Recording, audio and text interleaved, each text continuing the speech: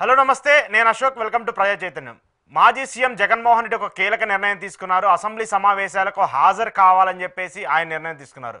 ఈ నెలలో బడ్జెట్ సమావేశాలను ప్రవేశపెట్టున్నారు. బడ్జెట్ సమావేశాలకు సంబంధించి గవర్నర్ ప్రసంగం కూడా ఉంటుంది. ఆ గవర్నర్ ప్రసంగానికి ఆయన హాజరవ్వాలని చెప్పేసి కూడా ఒక నిర్ణయం ప్రకటించుకున్నారు. అయితే జగన్మోహన్ రెడ్డికి సంబంధించినటువంటి అసెంబ్లీకి వస్తారా రారా అనేటువంటి ఒక పెద్ద ప్రశ్న గత కొన్ని నెలలుగా వేధిస్తూ ఉంది. జగన్మోహన్ రెడ్డి ఖచ్చితంగా అసెంబ్లీకి రావాలని చెప్పేసి టీడీపీ నేతలందరూ కూడా పదే పదే మాట్లాడుతూ వస్తున్నారు. అయితే ప్రతిపక్ష హోదా ఇస్తే, ప్రతిపక్ష హోదాగా గుర్తిస్తే ఖచ్చితంగా అసెంబ్లీకి వస్తాను, ఎందుకంటే అక్కడ నాకు మాట్లాడడానికి మీరు సమయం ఇవ్వరు కాబట్టి, సమయం ఇచ్చే ఉంటే మాత్రం ఖచ్చితంగా అసెంబ్లీకి వచ్చి మీరు ఇచ్చినటువంటి హామీల మీద నేను పోరాడతానంటూ కూడా జగన్మోహన్ రెడ్డి పదే పదే చెప్తూ వస్తున్నారు. సో ఎట్టకేలకు ఆయన అసెంబ్లీ సమావేశాలకు హాజరవుతారని కూడా చెప్పేశారు. దానికి సంబంధించి కూడా ఆయనతో పాటు మిగతా ఎమ్మెల్యేలు ఎవరైతే ఉంటారో వాళ్ళందరూ కూడా హాజరు కావాలని చెప్పేసి కూడా ఆయన ప్రకటించారు. అంతేకాకుండా అసెంబ్లీలో ఎలాగా మాట్లాడాలి, ఎలాంటి హామీలపైన మాట్లాడాలి, ప్రజా సమస్యలకు సంబంధించిన అంశం మీద కూడా ఎమ్మెల్యేలకు జగన్మోహన్ రెడ్డి దిశానిర్దేశం తీసుకున్నారు. ఎందుకు సడన్గా జగన్మోహన్ రెడ్డి మళ్ళీ అసెంబ్లీకి వెళ్ళాలని చెప్పేసి నిర్ణయం తీసుకున్నారు? ఏపీ రాజకీయాలకు సంబంధించి జగన్మోహన్ రెడ్డి అసెంబ్లీకి వెళ్తే ఎలాంటి పరిణామాలు ఉంటాయి? ఈ అంశం మీద ఈరోజు ఇంటర్వ్యూలో మాట్లాడదాం. ఇంటర్వ్యూలో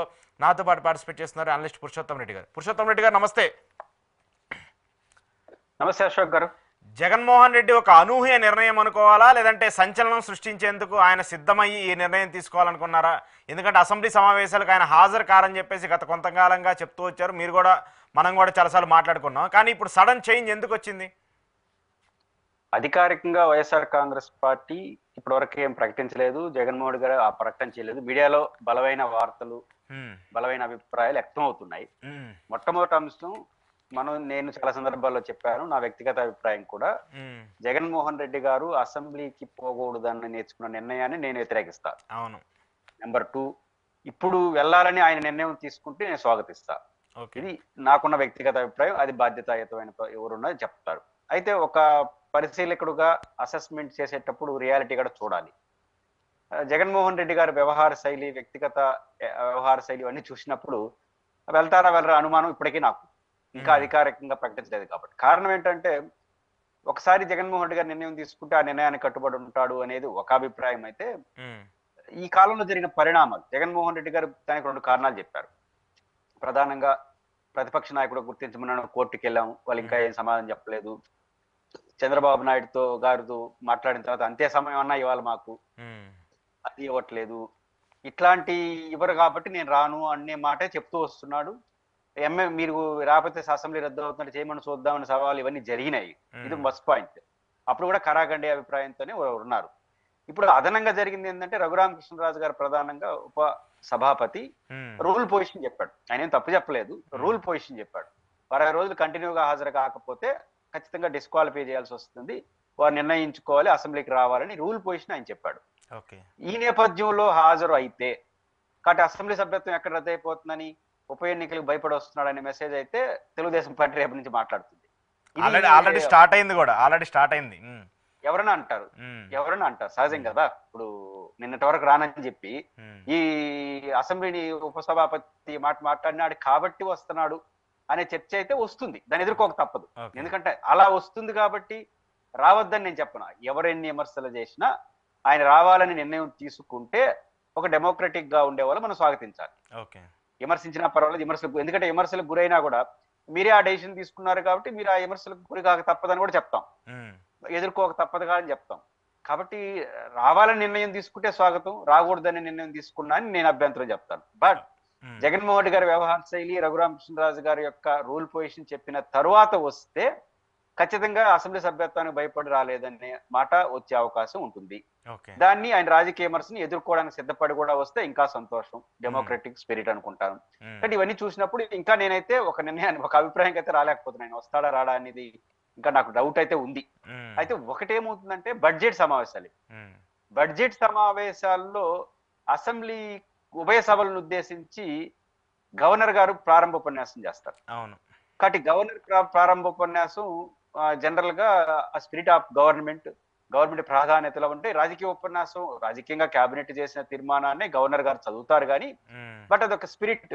ఉభయ సభలను ఉద్దేశించి గవర్నర్ ప్రసంగించడం, అన్ని పార్టీల నాయకులు రావడం, ఇవన్నీ గవర్నర్ ఆ తర్వాత సాయంత్రం పూట విందివ్వడం, ఇట్లాంటివన్నీ మనం చూస్తుంటాం. ఇది డెమోక్రసీలో ఉన్న స్పిరిట్. కాబట్టి గవర్నర్ గారి ప్రసంగానికి మాట్లాడడానికి గవర్నర్ గారికి మన గౌరవంతో వస్తానని ఏమైనా వస్తాడా నాకు తెలియదు. ఒకవేళ వచ్చి మళ్ళీ ఏమన్నా మళ్ళీ మొదటికి వస్తుందా? నాకైతే జగన్మోహన్ రెడ్డి గారి హాజరు పైన ఇప్పటికీ కొంత అనుమానం అయితే ఉంది. వాళ్ళు అధికారికంగా ప్రకటించారు, ఎందుకంటే జరిగిన పరిణామాలు ఇచ్చారు. బట్ పర్సనల్ గా మాత్రం రావడానికి స్వాగతిస్తాను, ఆపడాన్ని వ్యతిరేకిస్తాను. బట్ ఈ కన్ఫ్యూజ్ అయితే నాకు ఇప్పటికీ ఉంది. వాళ్ళు అధికారికంగా ఏం ప్రకటిస్తారో చూడాలి. ఏదైనప్పుడు కూడా వస్తే ఈ విమర్శ వస్తుంది. ఒకవేళ గవర్నర్ ప్రసంగాన్ని వరకే వచ్చి మళ్ళీ రాకపోయినాడు అనుకోండి, మళ్ళీ ఈ రోజు నుంచి మళ్ళీ 60 రోజులు అవుతుంది. అంటే పాయింట్ ఏంటంటే శాసనసభకు నిరవధికంగా 60 రోజులు రాకుండా ఉండకూడదు. కానీ రేపు గవర్నర్ ప్రసంగం సంతకం పెట్టారనుకో మళ్ళీ మళ్ళీ 1, 2, 3 స్టార్ట్ అవుతుంది. ఇట్లాంటివి లాజిక్లు కూడా ఉండొచ్చు.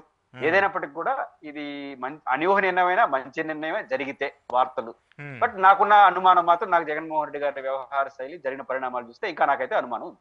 అంటే ఇక్కడ ఒక పరిణామం చూడాలి. ఎందుకంటే మండలికి సంబంధించి బొత్స సత్యనారాయణ గారు కూడా ఆయన కొన్ని కీలక వ్యాఖ్యలు చేశారు నిన్న. ఖచ్చితంగా మనం మండలిలో చాలా పెద్ద ఎత్తున కొట్లాడాలి, మీరందరూ సిద్ధంగా ఉండండి, ఏదైతే కూటమికి సంబంధించిన ఇష్యూస్ పైన కావచ్చు, లేదంటే వాళ్ళు ఇచ్చినటువంటి హామీల మీద మనం మాట్లాడాలని నిన్న ఆయన ఒక ప్రకటన చేశారు. దాంతోపాటు కొన్ని రిఫరెన్స్ ఏంటంటే తెలంగాణకి సంబంధించి మొన్న ఇటీవల బడ్జెట్ని ప్రవేశపెట్టినప్పుడు కూడా కేసీఆర్ కూడా రావట్లేదని చెప్పేసి పెద్ద ఎత్తున ఇటు కాంగ్రెస్ ఎమ్మెల్యేలందరూ మాట్లాడారు. ఆయన కూడా బడ్జెట్ సమావేశాలకు గవర్నర్ ప్రసంగం అప్పుడు వచ్చారు, ఆ రోజు ఉన్నారు, తద్వారా ఆయన వెళ్ళిపోయారు, మిగతా వాళ్ళ ఎమ్మెల్యేలందరూ కూడా హాజరవుతూ వచ్చారు. సో అలాంటి ప్రక్రియని ఎందుకు జగన్మోహన్ రెడ్డి చేయరు అనుకుంటున్నారు? అంటే కేసీఆర్ గారి పోలిక జగన్ గారికి పోల్చడంలో తప్పు లేదు. ఎందుకంటే కేసీఆర్ గారు కూడా అసెంబ్లీకి రావట్లేదు, కానీ అసెంబ్లీకి బడ్జెట్ సమావేశానికి చెలిపాడు. అయితే ఒక్క చిన్న వ్యత్యాసం ఏంటంటే కేసీఆర్ గారు నేను అసెంబ్లీకి రానని ఎక్కడ చెప్పలా, వచ్చే ఆయన అధికారిక ప్రకటన చేయాల. అంటే రావట్లేదు కానీ నేను రాను, ప్రతిపక్ష హోదా ఇస్తే వస్తా, ప్రతిపక్ష హోదా ఇస్తే వస్తానని సార్ ఆయన పెట్టాడు. ఎందుకంటే ఇది లీడర్ ఆఫ్ అపోజిషన్ టెక్నికల్ గా. కేసీఆర్ గారికి ఏమి లీడర్షిప్ లేక కదా, ఆయనకు ఉంది లీడర్ ఆఫ్ అపోజిషన్ హోదా, ఆయనకు ఉంది. అంటే ఆయన షరతు పెట్టేదానికి అవకాశం లేదు. ఆయన నేను రానని కానీ నాకు ఇట్లా అవమానిస్తున్నారు కాబట్టి నేను రాలేకపోతున్నా, నేను అసెంబ్లీకి రాకపోయిన సమస్య ఆయన విధాన ప్రకటన ఏం చేయలేదు, కానీ రావట్లేదు. కానీ జగన్మోహన్ రెడ్డి గారు నేను రానని చెప్పాడు. ఎందుకు చెప్పాడు? నాకు ప్రతిపక్ష హోదాయాలు కోర్టుకి ఎచ్చాడు, ఇవన్నీ మాట్లాడాడు, మీలాంటి విలేకరులు 2 మాట నేను ప్రెస్ మీట్లు పెట్టి మాట్లాడతానని చెప్పాడు. గత అసెంబ్లీలో అది ఫాలో అయ్యాడు. గుర్తుంటే కేసీఆర్ గారు బయట రాలేదు, అసెంబ్లీకి రాలేదు, రాజకీయాల్లో కూడా బయట లేడు. కానీ జగన్మోహన్ రెడ్డి గారు అసెంబ్లీకి మాత్రం రాలేదు, సీరియస్ పొలిటికల్ యాక్టివిటీలో ఉన్నాడు. అసెంబ్లీ సమావేశాలు జరిగిన మరుసటి రోజే ప్రెస్ మీట్ పెడుతున్నాడు. ఇట్లే పెడతాను, ఇంకా వాళ్ళు ఎటాడిపోయి టైం ఎట్ట ఇయ్యరు కాబట్టి ఇక్కడే పెడతానని చెప్పాడు. కాబట్టి ఈ తేడా ఉంది కేసీఆర్ గారికి జగన్ గారికి. కాబట్టి కేసీఆర్ గారు ఒక రోజు వచ్చిపోయినా ఆల్రెడీ ఆయన రానని చెప్పలేదు, ఆయన అసెంబ్లీ సభ్యత్వం రద్దు అవుతానని భయపడి ఎగ్గొట్టాడని చెప్పలేరు, ఇవన్నీ పరిమితులు ఉన్నాయి. బట్ కేసీఆర్ గారి పోలిక కొన్ని సందర్భాలు కేసీఆర్ గారి లాగా జగన్ గారు కూడా మొండిగా ఉంటాడు, పట్టుదలగా ఉంటాడు, ఇవన్నీ ఉన్నాయి. కేసీఆర్ గారిని కొంత ఇద్దరి మధ్య మంచి సాన్నిహిత్యం ఉంది, ఇవన్నీ ఉన్నాయి. కాబట్టి అదే పాటిస్తాడు ఈయన కూడా అని అనుకుంటారు. బట్ ఈ 2 రిజర్వేషన్ రీత్యా, అంటే ఒకటి కేసీఆర్ గారి లాగా ఈయనలాగా కేసీఆర్ గారు ప్రకటించలేదు, జగన్మోహన్ రెడ్డి గారి లాగా ఆయన ప్రతిపక్ష హోదా లేకపోలేదు, ఆయన టెక్నికల్ గా is leader of opposition in Telangana assembly, ఆయన ఎక్కడ ప్రకటించలేదు. కాబట్టి ఆయన వచ్చిపోయినా కూడా పెద్ద పట్టించుకోరు, మేము ఉన్నాం కదా సార్లే అంటారు. అంటే పారిపోయాడు అంటారు అసెంబ్లీలో మా వాదన కంటే తప్ప పెద్ద ఇబ్బంది ఉండదు. ఇక్కడ జగన్ గారికి వచ్చేసరికి ప్రకటన చేసడం, కోర్టుకి వెళ్ళడం, 2-3 సమావేశాలకి పోకపోవడం, మీలాంటి విలేకరులు అడిగితే మేము ఏం పోయి అంత ఏం చేస్తామని చెప్పడం, చేయమని చూద్దాం రద్దు అని చెప్పడం, దానికి కంటిన్యూషన్ గా రఘురామకృష్ణరాజు గారు రూల్ పొజిషన్ చెప్పడం, ఇవన్నీ రీత్యా నాకు ఇప్పటికీ ఆ అనుమానం అయితే ఉంది. అంటే ఒక పాయింట్ ని మనం చూడొచ్చు కదా, ఇప్పుడు జగన్మోహన్ రెడ్డి గారు ఇటీవల ఆయన బయటకు వస్తున్నారు, ప్రజల్లోకి వెళ్తున్నారు, ప్రజలకు సంబంధించిన ఆదరణ ఎలా వస్తుందో చూశారు. ఖచ్చితంగా అసెంబ్లీకి వెళ్తే అక్కడ ఏం జరుగుతుందో కూడా తీసుకుంటే ప్రజల దగ్గరకు వచ్చి మాట్లాడొచ్చు కదా, నేను అసెంబ్లీకి వెళ్ళాను, సమస్యల గురించి పోరాడాలనుకున్నాను, దాంతోపాటు కోర్టుకు కూడా చెప్పొచ్చు కదా, నేను అసెంబ్లీకి వెళ్తే నాకు ఒక ప్రతిపక్ష నేతగా మీరు హోదా ఇవ్వకపోయినా ఒక ప్రతిపక్ష ప్రధాన పార్టీగా నాకు ఇవ్వాల్సిన సమయం ఇవ్వలేదని చెప్పేసి కూడా ఆయనకు కూడా క్లెయిమ్ చేసే అవకాశం ఉంటుంది కదా. ఇప్పుడు ఈయన ఈ విషయాలని కోర్టుకి ఏం సంబంధం లేదు, కోర్టుకి చెప్పేది లేదు, వచ్చి కోర్టుకు నోటీస్ ఇస్తుంది, స్పీకర్ పరిశీలిస్తాడు, అది టైం పడుతుంది. బట్ అసెంబ్లీకి వెళ్ళాలని ఎందుకు మొదటి నుంచి నేను కూడా చెప్తున్నాను, పోయినా కూడా ఎందుకు స్వాగతిస్తాను అంటే, అసెంబ్లీకి పోయి మీరు క్వశ్చన్స్ అడగడం లేదా ప్రభుత్వాన్ని ప్రశ్నించడం చేసినప్పుడు వారు అభ్యంతరకరంగా ప్రవర్తించినా లేదా మీకు సమయం ఇకపోయినా అది మీకే ప్లస్ అవుతుంది. వాళ్ళు 1 గంట సేపు చంద్రబాబు గారు మాట్లాడి, అరగంట మంత్రులు మాట్లాడి జగన్మోహన్ రెడ్డి గారిని ఏమైనా విమర్శించి పరుషపరజాలం వాడి ఇట్లాంటి ఏదైనా అవమానించే ప్రయత్నం చేసినా సాంకేతికంగా జగన్మోహన్ రెడ్డి గారి మానసికంగా కొంత ఒత్తిడికి గురి కావచ్చేమో, కానీ ప్రజల్లో నెగిటివ్ వెళ్తుంది ప్రభుత్వానికి. 2 మైక్ తీసుకుని అడిగితే నీ 11 మందే ఉన్నారు కదా అనడానికి లేదు. ఎందుకంటే వాళ్ళు అనొచ్చు అసెంబ్లీలో కానీ, ఈకపోతే చూసే సమాజం ఎంటైర్ ప్రభుత్వానికి వ్యతిరేకంగా ఉన్న పార్టీకి ఆయన లీడర్ కాబట్టి సమయం ఇవ్వండి అని ప్రజలు అడుగుతారు. ఆడపోయి అడగకపోవచ్చు, ప్రజల్లో ఆ డిమాండ్ వస్తుంది. కాబట్టి అపోజిషన్ లీడర్ గాని వెళ్ళడం, వెళ్ళి వాళ్ళ సమయం ఇవ్వకపోతే ఆ సమయం ఇచ్చిన సమయాల్లో నిరసన తెలియజేయడం, ఇవ్వకపోతే బయట వచ్చి ప్రెస్ మీట్లు అవి పెడితే మరింత గ్లామర్ వస్తుంది, మరింత హుందాతనం వస్తుంది, మరింత పట్టు వస్తుంది జగన్ గారికి. అంటే అసెంబ్లీకి పోవాలి, పోయి మాట్లాడాలి, వాళ్ళు ఇవ్వకపోతే ఇస్తే దాన్ని ఉపయోగించుకోవాలి, ఇవ్వకపోతే నిరసన తెలియజేసి వచ్చి ప్రజల ముందు మాట్లాడాలి. ఇది ఏ ప్రతిపక్షం చేస్తే మంచిది డెమోక్రసీకి. ఆ నిర్ణయం తీసుకుంటే స్వాగతం, దాని తప్పేం లేదు. జగన్మోహన్ రెడ్డిగా ఎదుర్కొనే సత్తా కూడా ఉంది. గతంలో ఒకసారి ప్రతిపక్ష నాయకుడిగా 2014 నుంచి 19 ఉన్నప్పుడు ఆయనకి ప్రతిపక్ష హోదా ఉన్నా కూడా బడ్జెట్ సమావేశం సరిగ్గా టైం లేదు ఆయన. దాంతో ఏం చేశాడు, ఆయన ప్రెస్ క్లబ్ లో వచ్చి ప్రెస్ మీట్ పెట్టినాడు. ఇంకా బడ్జెట్ లో ఆడారు, సమయం లేదు కాబట్టి నేను మీ దగ్గర వచ్చి మాట్లాడుతున్నాను అని సావధానంగా మాట్లాడినాడు. ఆ తర్వాత సమయం కూడా పెంచారు. అంటే ఇప్పుడు కూడా జగన్మోహన్ రెడ్డి అసెంబ్లీకి రావడం, మైక్ అడగడం, ఇవ్వకపోతే నిరసన తెలియజేయడం, ఇచ్చిన సమయం ప్రకారం తన అభిప్రాయం చెప్పడం, ఎవరిని సమయం కోసం నిరసన తెలియజేయడం, బయట వచ్చి మాట్లాడడం, ఇవి చేస్తే ఖచ్చితంగా ప్రజలకి మంచిదే, అధికార పార్టీ ఒత్తిడి పెరుగుతుంది. ఆ స్ట్రాటజీ మొదటి నుంచి కూడా పాటించాలని కోరుతున్నాం. రేపటి నుంచి కూడా అది పాటిస్తే మంచిది, దాంట్లో ఎవరికే అభ్యంతరం లేదు. ఓకే, అంటే ఇక్కడ గతంలో మనం చూసాము ఆయన హ్యూమిలేషన్కి సంబంధించి, అంటే ఆ 14 నుంచి 19 వరకు చూసుకున్నా, ఆ తర్వాత జగన్మోహన్ రెడ్డి అధికారంలోకి వచ్చిన తర్వాత అక్కడ జరిగినటువంటి ఇబ్బందులు చూసినా కూడా అసెంబ్లీలో చర్చల కంటే కూడా వివాదాలు ఎక్కువగా జరుగుతూ ఉన్నాయి. ఇప్పుడు కూటమి సర్కార్ అధికారంలోకి వచ్చిన తర్వాత చాలామంది మాట్లాడినటువంటి వ్యక్తులు, అంటే ఇప్పుడు హోదాల్లో ఉన్నటువంటి వ్యక్తులు కావచ్చు, మంత్రులు కావచ్చు, వాళ్ళు చేసినటువంటి వ్యాఖ్యలు, ఒకవేళ జగన్మోహన్ రెడ్డి అసెంబ్లీకి కానీ వస్తే ఇలాంటి పరిణామాలని ఎదుర్కోవాలి, తప్పదంటారా? జగన్మోహన్ రెడ్డి అవమానాలకు, నిందలకు భయపడే వ్యక్తి అయితే కాదు. అలా భయపడి ఉంటే ఆయన రాజకీయాల్లో ప్రారంభంలో వదిలేస్తుంటాడు.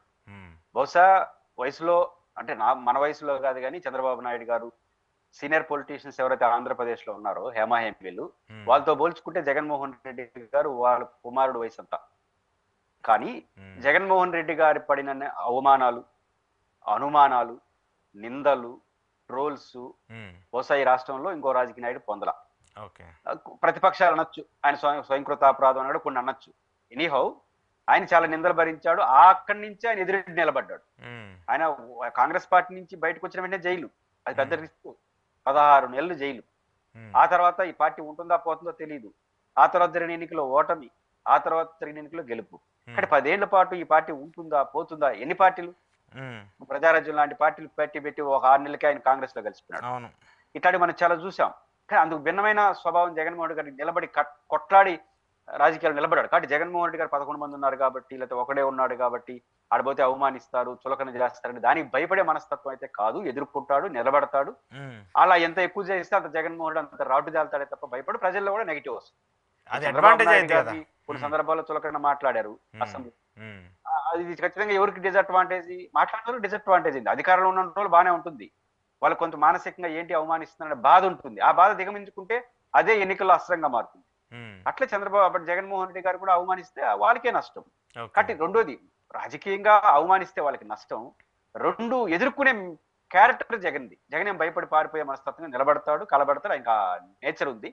కానీ దానికి భయపడ్డా అసెంబ్లీకి పోతే ఏదో అవమానించేస్తారు, తిడతారు, దానికి భయపడే మనస్తత్వం కాదు. ఆడికి పోతే పెద్ద ప్రయోజనం లేదు అనుకున్నాడేమో, ఏరే మార్గాన్ని ఎంచుకున్నాడు, అది కరెక్ట్ కాదు. బట్ ఆయన భయపడైతే మాత్రం వెళ్ళే ఆపే సంభవం అయితే కాదు. రేపు కూడా వెళ్ళాలనుకుంటే భయపడైతే ఆగదు. అక్కడ అసెంబ్లీ నుంచే ఛాలెంజ్లు చూస్తూ వచ్చాం. 2014 నుంచి అప్పుడు టీడీపీ హయాంలో ఉన్నప్పుడు ఆయన అసెంబ్లీలో ఛాలెంజ్ చేసి నేను ఇంకా సీఎం అయిన తర్వాత వస్తామని చెప్పేసి ఆయన అనడం, ఆ తర్వాత చంద్రబాబు నాయుడు జగన్ గవర్నమెంట్లో ఉన్నప్పుడు చంద్రబాబు నాయుడు అనడం, అలాంటి పరిణామాలన్నీ కూడా మనం తరచూ చూస్తున్నాం. జగన్మోహన్ రెడ్డి కూడా అలాంటి ఛాలెంజ్ చేసే పరిస్థితులు ఏమైనా ఉంటాయేమో కదా? ఖచ్చితంగా. అంటే అసెంబ్లీకి ఎగ్గొట్టి ఛాలెంజ్ చేయమని మనం కోరము. బయట ఏంటంటే ఒక ఎండిపోయినప్పుడు ఎవరైనా ఛాలెంజ్ చేస్తారు. అంటే ప్రారంభంలో చేయకూడదు కదా. ఇప్పుడు అధికారంలోకి వచ్చిన వెంటనే నేను 5 ఏళ్ళు ఇట్నే ఉంటానంటే అది బాగుండదు. చంద్రబాబు గారు కూడా ఒకనొక ఎండ్ స్టేజ్ లో వెళ్ళారు. జగన్మోహన్ రెడ్డి గారు ఒకనొక ఎండ్ స్టేజ్ లో పాదయాత్రకి వెళ్ళిపోయాడు. జయలలిత గారు లాంటి వాళ్ళు స్టార్టింగ్ లో వెళ్ళారు. కారణం ఏంటంటే ఆమెని అసెంబ్లీలో చులకన చేశారు, అవమానించారు, చాలా ఇబ్బందికర ప్రవర్తన. అందువల్ల ఆమె తెగించి నిలబడి ప్రజల్లోకి వెళ్ళిపోయింది. ఇట్లాంటి కొన్ని ఘటనలు రామారావు గారు కొన్ని సందర్భాలు వెళ్ళారు. ఇవన్నీ అటు ఎమోషనల్ గా ఇవ్వాలంటే కూడా రూల్ ఏం కాదు.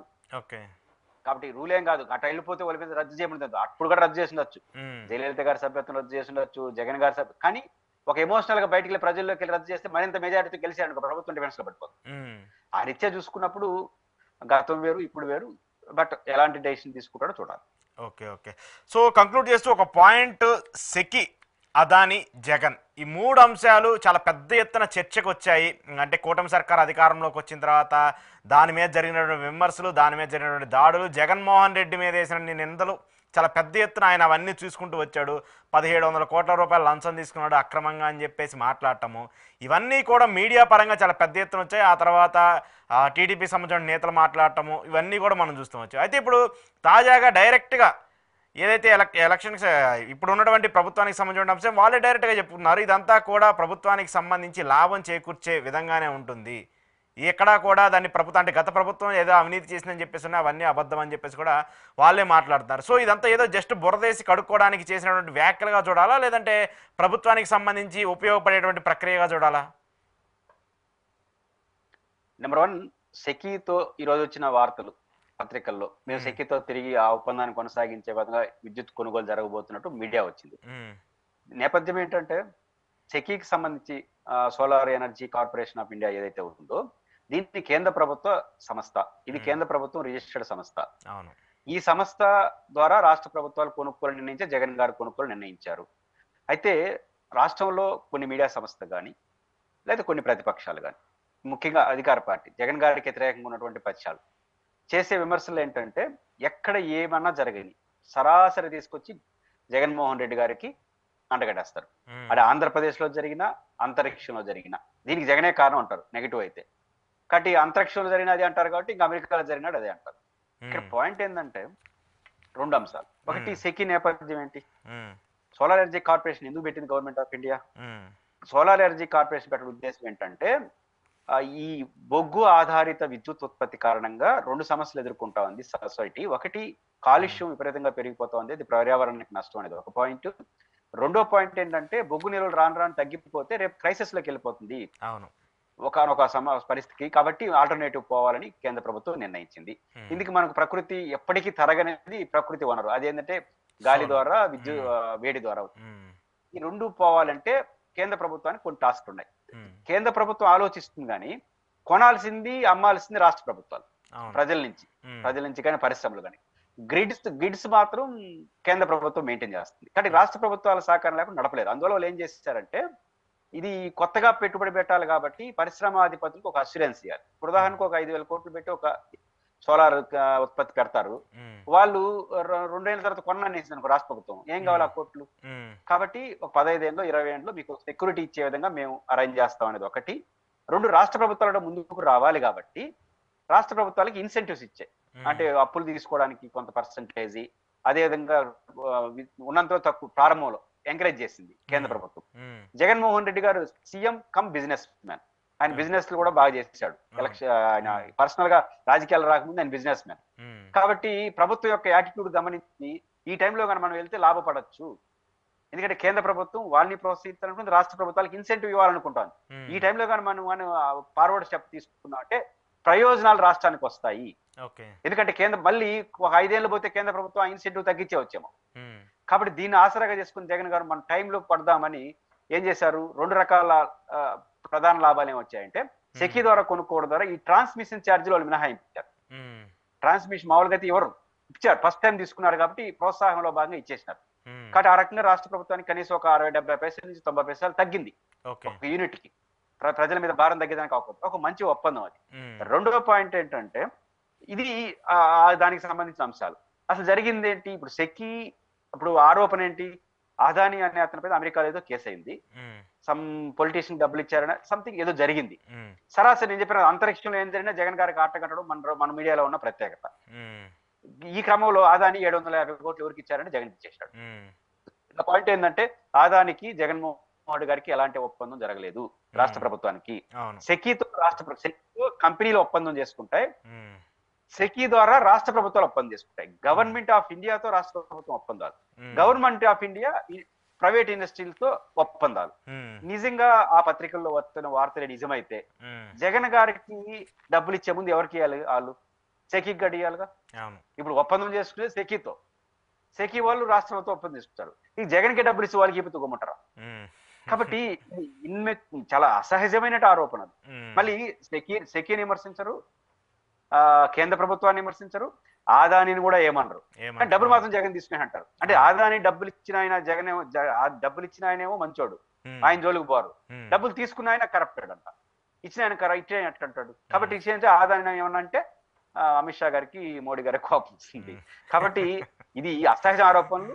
దీని ద్వారా మళ్ళీ ఒకసారి ఇప్పుడు ఈ పరిణామం చూసినప్పుడు ఇప్పటికైనా రాష్ట్ర ప్రభుత్వం ఇట్లాంటి చర్యలు ఆపేవాలి. లేకపోతే రేపు జగన్మోహన్ రెడ్డి గారి మీద మీరు నిజమైన ఆరోపణలు చేసిన జనం నమ్మరు. అవును, ఇప్పటికే ఇట్లాంటివి చేసేసి ఫాల్స్ అలిగేషన్స్ నష్టపోయారు. సెకీ ఒప్పందం అనేది రాష్ట్రానికి లాభం కాబట్టి మీరు రోజు కొనసాగిస్తున్నారు. సెకీ వల్ల రాష్ట్రానికి నష్టం జరిగి ఉండేవని మీరు భావిస్తే ఈరోజు రద్దు చేసేయండి సెకీ ఒప్పందాన్ని. అవును, ఇంతకన్నా తక్కువ వస్తుందన్నారు తెండి. ఎందుకు ఆల్రెడీ 4000 మెగావాట్లు తీసేసుకున్నారు. ఈ ఏడాదికి సంబంధించి 4000 మెగావాట్ల విద్యుత్ కొనుగోలు కూడా చేస్తున్నాను. ఆ ఒప్పందం మంచిది కాబట్టి ఇన్ టైంలో జగన్మోహన్ రెడ్డి గారు చేసుకున్నాడు కాబట్టి కొన్ని ఇప్పుడు రెండు సెకీతో ఆంధ్రప్రదేశ్ ప్రభుత్వం తర్వాత చేసుకునే రాష్ట్ర ఒప్పందాలు కొంచెం ఎక్కువ అవుతుంది ఖర్చు. ఎక్కువ అవుతున్నాయి. కానీ ఏపీ ప్రభుత్వం ఆ రోజే ప్రారంభ దశలోనే డెసిషన్ తీసుకుంది కాబట్టి మనకి 20 ఏళ్ళు వచ్చినా 25 ఏళ్ళు వచ్చినా ఆ అదనపు లాభాన్ని రాష్ట్ర ప్రభుత్వానికి వస్తుంది. అవును, కాబట్టి ఖచ్చితంగా సెకీతో ఒప్పందం అనేది ఉన్నంతలో ఫార్వర్డ్ స్టెప్ జగన్ గారు దూరదృష్టితో చేశాడు. దూరదృష్టితో చేసిన దాన్ని మీరు అభినందించకపోతే పోయారు, కానీ డైరెక్ట్ గా అలిగేషన్ చేసేయడం వల్ల ఈ రోజు ఏమైంది, జగన్ గారు రెండు వస్తాయి. జగన్ గారు మంచి చేశాడు కాబట్టి వీళ్ళు కొనసాగిస్తున్నారు. జగన్ ఏది చేసిన ఇప్పుడు జగన్ చేసిన ల్యాండ్ సర్వే మళ్ళీ చేస్తారంటారు ఏరే పేరు పెట్టి, సెకీ కొనసాగిస్తే ఇవన్నీ చేస్తే కొన్ని రోజులు పోయిన తర్వాత ఏమవుతుంది, జగన్ ఏమి చేసినా దూరదృష్టితో చేశాడు కాబట్టి చంద్రబాబు గారు కొనసాగించారు. అలాంటి జగన్మోహన్ రెడ్డి మీద అన్యాయంగా ఆరోపణలు చేస్తారా అనే పరిస్థితి వచ్చింది. ఇప్పుడు జగన్మోహన్ రెడ్డి గారు ఢిల్లీ ద్వారా 100 కోట్లు 2 పత్రికల పైన పరువు నష్టా వేశాడు. నిజంగా వాళ్ళ ఆరోపణలో నిజాయితీ ఉంటే ఆ మరుసటి రోజు నుంచి ఆ వార్తలు రాయట్లేదు. ఈ రోజు ఎందుకు రాయలేదు? ఖచ్చితంగా సెకీ విషయంలో జగన్మోహన్ రెడ్డి గారు మంచి ప్రయత్నం చేశాడు. రాష్ట్ర ప్రభుత్వం ఇప్పటికైనా ఏదైనా సరే మెడకు చూడదాం అనుకుంటే కొన్ని రోజులు జరుగుతుంది, అల్టిమేట్ గా అది మీ మెడకు చుట్టుకుంటుంది. కాబట్టి సెకీ ఒప్పందం పైన అనుభవాన్ని తీసుకొని ఇంకనైనా జగన్మోహన్ రెడ్డి గారి పైన వాస్తవిక విమర్శలు చేయండి, నిజమైన విమర్శలు చేయండి, మీరు నిలబడే విమర్శలు చేయండి. మీరు కూడా నిలబడలేని విమర్శలు చేసినారంటే రేపు జగన్మోహన్ రెడ్డి పైన మీరు ఏ కరెక్ట్ అయిన ఆరోపణలు చేసినా ఇంకొంతకాలం పోయిన తర్వాత అవన్నీ రాజకీయ ఆరోపణలు, అసత్య ఆరోపణలు ప్రజలు అనుకుంటారు. అది రాజకీయంగా వాళ్ళకి నష్టం. రైట్, చూద్దాం మరి దానికి సంబంధించి ఏం జరుగుతాయి కూడా. Thank you sir, thank you very much. ఇది పురుషోత్తమ రెడ్డి గారితో ఈరోజు స్పెషల్ ఇంటర్వ్యూ. చూస్తూనే ఉండండి ప్రజా చైతన్యం.